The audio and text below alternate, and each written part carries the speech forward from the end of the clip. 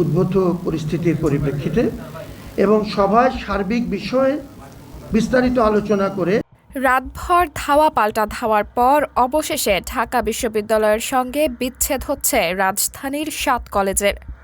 সোমবার 27 জানুয়ারি 7 কলেজের অধ্যক্ষের সঙ্গে ঢাবি ভিসির জরুরি বৈঠক শেষে প্রেস ব্রিফিংয়ে এই সিদ্ধান্ত জানান ঢাকা বিশ্ববিদ্যালয়ের উপাচার্য অধ্যাপক ডক্টর নিয়াজ আহমদ খান। লিখিত বক্তব্যে উপাচার্য বলেন, ঢাবি 7 কলেজের অপ্রীতিকর ঘটনার জন্য দুঃখ প্রকাশ করছি। জরুরি সভায় সার্বিক বিষয় বিবেচনা করে ঢাকা বিশ্ববিদ্যালয় ও 7 কলেজের সম্মানজনক পৃথকীকরণের সিদ্ধান্ত নেওয়া হয়েছে। 2024-25 শিক্ষাবর্ষ থেকেই ঢাকা বিশ্ববিদ্যালয়ের অধীনে 7 কলেজের শিক্ষার্থীর ভর্তি বন্ধ।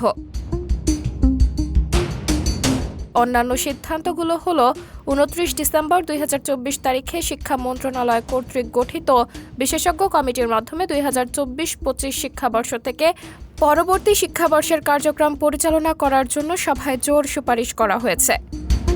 2024-25 শিক্ষাবর্ষ থেকে শিক্ষার্থীদের আসন সংখ্যা ও ভর্তি ফি নির্ধারণ সহ যাবতীয় বিষয়ে মন্ত্রণালয় কর্তৃক গঠিত বিশেষজ্ঞ কমিটি সিদ্ধান্ত গ্রহণ করবে। তবে যে সকল শিক্ষার্থী বর্তমানে ঢাকা বিশ্ববিদ্যালয়ের চলমান শিক্ষা কার্যক্রমের অধীনে রয়েছে, তাদের শিক্ষাজীবন কোনোভাবেই ক্ষতিগ্রস্ত যেন না হয়, সেজন্য বিশ্ববিদ্যালয় প্রশাসন দায়িত্বশীল থাকবে বলে জানিয়েছেন ঢাবি উপাচার্য। সাবরিনা জলিল, সবার কথা।